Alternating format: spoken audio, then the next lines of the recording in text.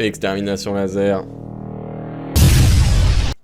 Ça suffit les conneries. Salut à tous, j'espère que tout le monde va super bien. Aujourd'hui, comme vous l'avez vu dans le titre, on va apprendre à faire des intros. Les introductions, peu importe le style de musique, ça fait partie des moments les plus importants de la musique, puisque quand quelqu'un va écouter votre son, c'est la première chose qu'il va entendre. Donc c'est important de faire les choses bien. Il y a 150 000 manières de faire des intros, mais dans cette vidéo, aujourd'hui, je vais vous montrer comment généralement moi je procède pour les faire. Voilà, on va pas s'étaler pendant 1000 ans. Je vais mettre mon casque audio et on va se retrouver sur FL Studio.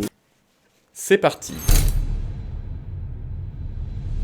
Nous voilà donc sur FL Studio. Alors ce projet je l'ai déjà ouvert dans mes précédentes vidéos. C'est un son présent dans mon EP que j'ai sorti cet été. Toujours disponible sur toutes les plateformes de streaming. Donc voilà, allez streamer ça si vous voulez prendre des watts dans la gueule. Donc ce morceau je l'aime énormément, j'ai passé beaucoup de temps dessus. Je vais d'abord vous mettre l'introduction entière, puis on va analyser ça juste après.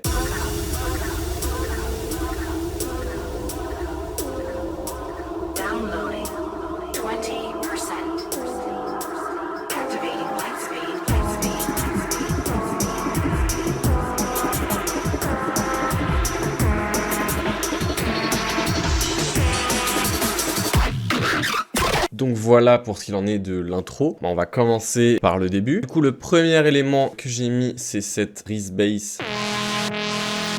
J'ai fait un pattern de notes hyper classique en escalier.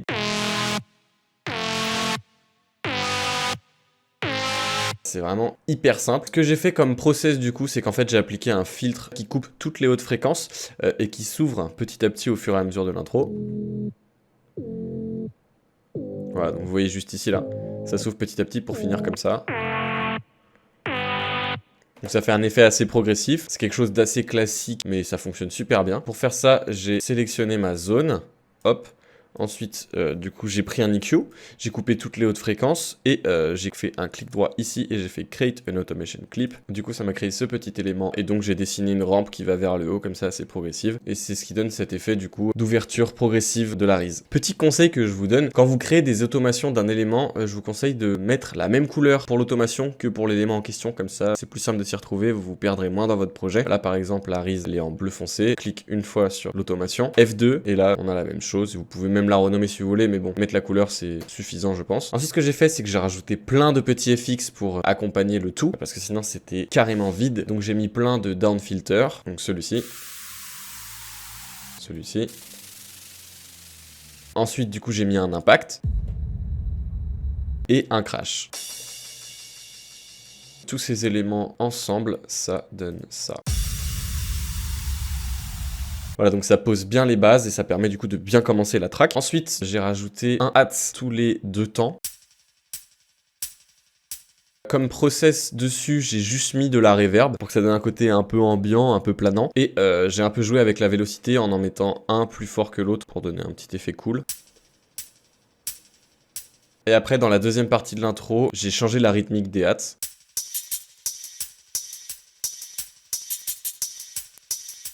Pour faire quelque chose de plus rythmé et qu'on sente que quelque chose se prépare et qu'on va bientôt arriver à la montée. Ensuite, j'ai rajouté cette ambiance-là.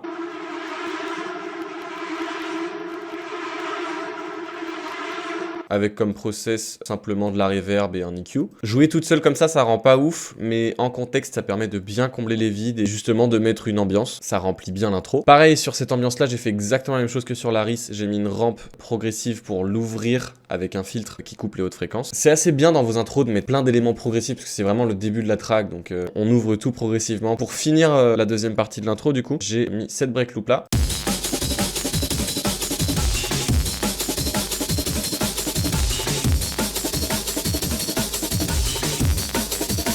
Alors je sais pas si vous avez pu vous en apercevoir, mais le pitch de la break loop monte progressivement. Pour faire ça, c'est très simple, vous double-cliquez juste ici à côté du pitch, vous mettez sur 6. Moi je me mets très souvent sur 6 parce qu'en fait ça fait la moitié d'une octave. Du coup votre montée elle sera bien proportionnée et à la fin vous arriverez sur quelque chose de cohérent par rapport à la tonalité qu'il y avait au début. Je crois que c'est une demi-octave, c'est peut-être une octave complète mais il me semble que c'est une demi-octave. Vous sélectionnez votre zone du coup et vous faites clic droit, Create an Automation Clip. Ça vous a créé une automation. Du coup moi elle est juste ici. Ce que vous faites c'est tout simplement du coup que votre rampe elle est là. et vous la montez jusqu'en haut et ça va faire un effet de montée progressif. Et du coup, sur cette break loop, j'ai mis seulement un EQ du coup qui va venir s'ouvrir progressivement, comme tout le reste.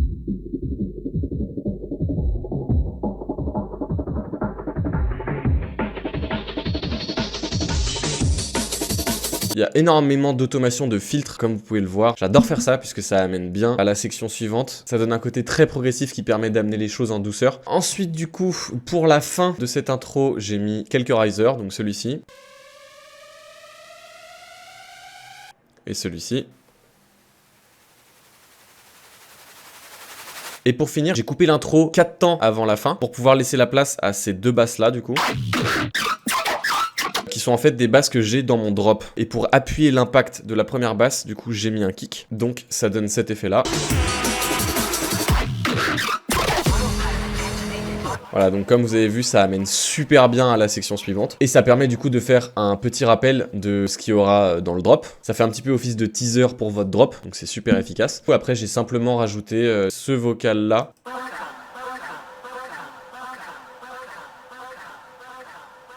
Downloading 20%. Activating Lightspeed. Donc si on remet tout ensemble, on a une intro qui ressemble à ça.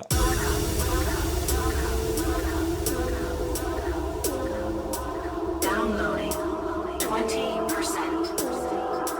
Activating Lightspeed.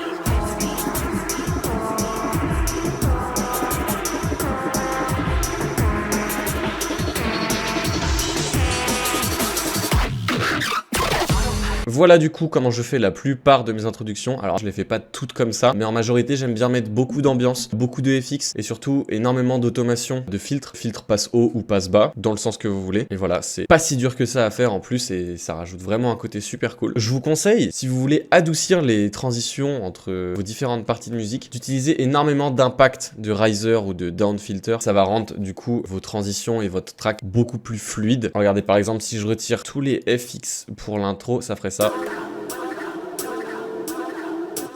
C'est un peu brutal et si je les remets,